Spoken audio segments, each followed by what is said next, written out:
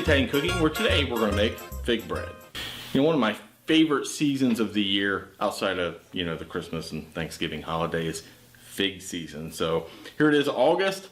We went to the store, lo and behold, they had some figs. So I bought them, put them in the fridge, and I kind of forgot about them for a day or two, and then came in and they were starting to get a little bit too ripe. They were kind of on that edge of ripe and too ripe. So I made fig bread. So rather than waste any more of your time, let's get started. Let's take a look at the ingredients for our fig bread. We have 2 cups all-purpose flour, 1 cup of sugar, plus 3 tablespoons of sugar. We're going to use this in our pan. We're going to have 1 teaspoon of vanilla, pure vanilla extract.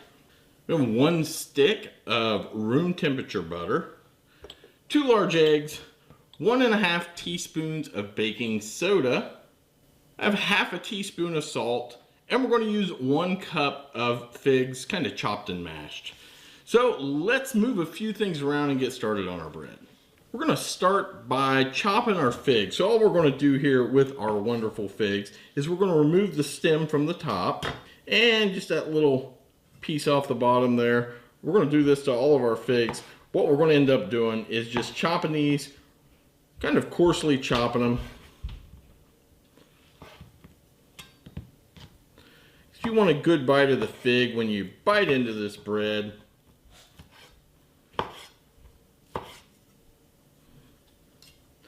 we'll chop them all up like just about like that right there, just pieces about that big. And we're going to do this until we fill up our cup.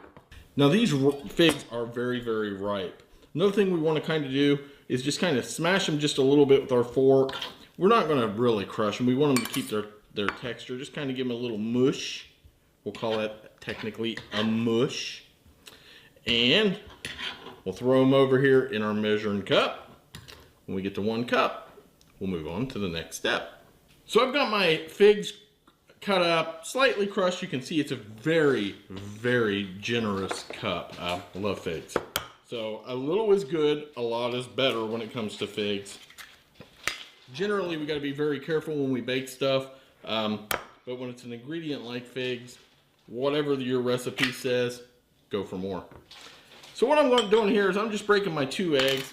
I'm going to put my teaspoon of vanilla in with my eggs. I did forget to mention that you should be preheating your oven to 350 degrees. All right, so all I'm going to do is just give these a quick whisk. Then what I'm going to do, set this aside. I'm going to take my flour and I'm going to whisk together my salt, my baking soda, 1.5 teaspoons of baking soda, and I'm just going to give those a quick stir. I'm going to set these aside. Next, we take our butter, put it in your stand mixer, and we're just going to let this cream real quick. Just going to let this cream for just a couple minutes. Then we'll move on. That's good enough. Sugar, this is 1 cup of regular old sugar. That goes right in. We're going to kind of let that mix together. So our butter and flour is kind of fluffy. It's mixed together really well. So now we're slowly going to pour in our eggs and vanilla mixture.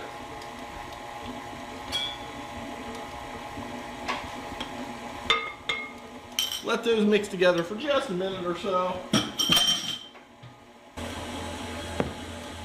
So our eggs, our butter, our flours mixed together really well. Final step, we're slowly going to add our flour and our baking soda mixture and salt.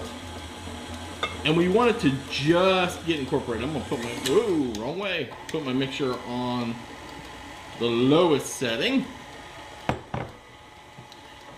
And we'll just let this mix until it is just incorporated.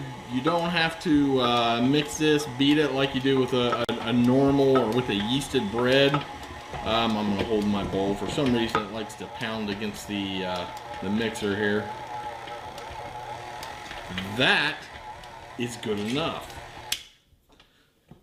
So now what we're going to do is scrape the batter off our wonderful mixer here. Got my paddle pretty much cleaned off. Good enough. Good enough for government work.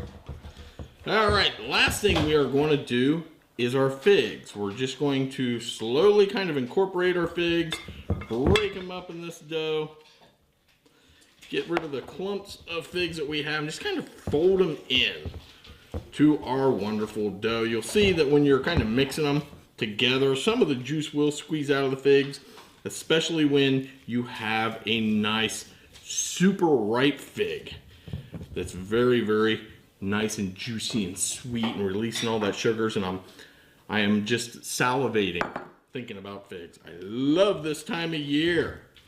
So what I'm going to do is just go ahead and continue to work my figs into the dough. Pretty much have it. That is good enough for me. Our pan. I have our pan very heavily buttered. What we're going to do is take our 3 tablespoons of sugar and just kind of sprinkle it around in the bottom of the pan. This is going to provide us with a nice little sweet, crusty surprise at the bottom of our bread. All right. Shake this around a little bit. Make sure I've got it pretty evenly distributed. All right, I'm feeling good about that. Now what we're going to do, take our dough. It's a little bit more moist now that I've added the figs. Let me get a bigger scraper and make it a little easier. Boom. This little scraper is great when you're cleaning off the mixer, but boy, it's not that good when you're trying to scrape a big old pan. So what I'm going to do, take my bread pan, take my dough, plop it right down in there. This is just a 9x5 standard bread pan. You can buy it at any store, any department store or any baking store. Nothing special. It is non-stick, even though I buttered it because of paranoia. And you always want to butter your pan anyway. It makes it easier for things to come out. All right, I'm gonna get my dough scraped off. Once I get this dough spread out in my pan, it will go in my oven for 1 hour and 15 minutes. You want a toothpick to come out clean out of the bread, out of the dough. Well, it'll be bread once it bakes, right? It was a long day at work. I'm filming on a weeknight after work because I had these figs in my fridge and they were about to go bad. And it is a federal crime if you let figs go bad in your refrigerator during fig season. So there we go, got it ready in the oven, 350 degrees for 1 hour and 15 minutes.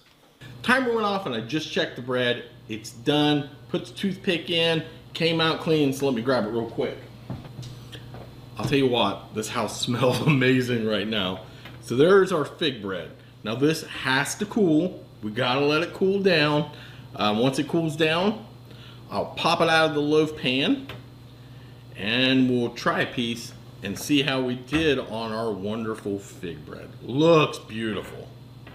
My bread is cooled, but not all the way because I have this little 12-year-old just off camera going, "It's ready yet? It's ready yet? I want to try it? It's ready yet? It's ready yet? It's ready yet?" It's my wife. Who is now showing me that I'm #1. So I'm going to cut a quick slice of this. And it's still a little warm, which is perfect because, you know, I always like to, you really should let your breads cool down, but that's just no fun. All right, so let's try our fig bread.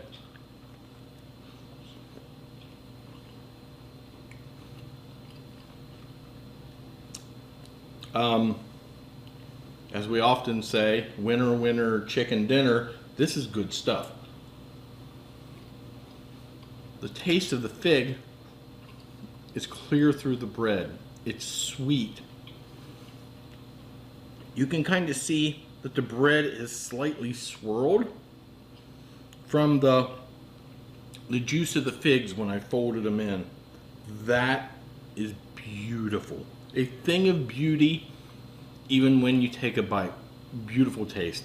I would highly, highly, highly recommend making this bread. It's good. Question from off camera, would you recommend eating it? So I'm gonna make this tasting last just a little bit longer so she can't try it yet. But with that, thank you so much for watching POV Italian Cooking. Follow me on Facebook, Twitter, Instagram, Google+. But most importantly, click that subscribe button in YouTube. Thanks for watching, and ciao. Oh, hi. Get over her.